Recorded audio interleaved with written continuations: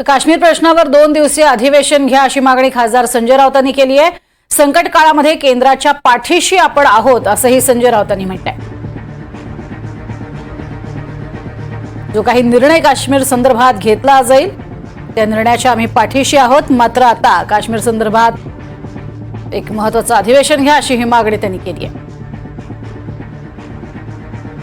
सर्वपक्षीय बैठकीत चर्चा होते, पण पार्लमेंटमध्ये चर्चेची मागणी केली काश्मीर प्रश्नावर तर ती चर्चा नाकारली जाते। सविस्तर चर्चा काश्मीरच्या प्रश्नावर ही देशाच्या संसदेमध्येच व्हायला पाहिजे। आणि माझी तर मागणी आहे आमची की जसं अनेक विषयांवर 1 दिवसाचं किंवा 2 दिवसाचं विशेष अधिवेशन बोलवलं जातं, तसं काश्मीरच्या प्रश्नावर 2 दिवसाचे विशेष अधिवेशन बोलवायला हरकत नाही।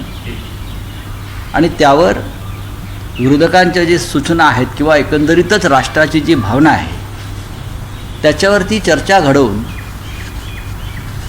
देशाच्या किंवा राष्ट्राच्या सर्वच पक्षाच्या भूमिकांना तिथे बोलण्याची संधी मिळायला पाहिजे। अनेक विषयावरती आपण संसदेमध्ये चर्चा करतो, काश्मीरवर चर्चा, मणिपूरवर चर्चा केली जाते। हे अत्यंत धगधगते प्रश्न आहेत देशाचे। तुम्ही या प्रश्नावरती तरी आम्हाला बोलू दिलं पाहिजे, याच्यावर चर्चा व्हायला पाहिजे।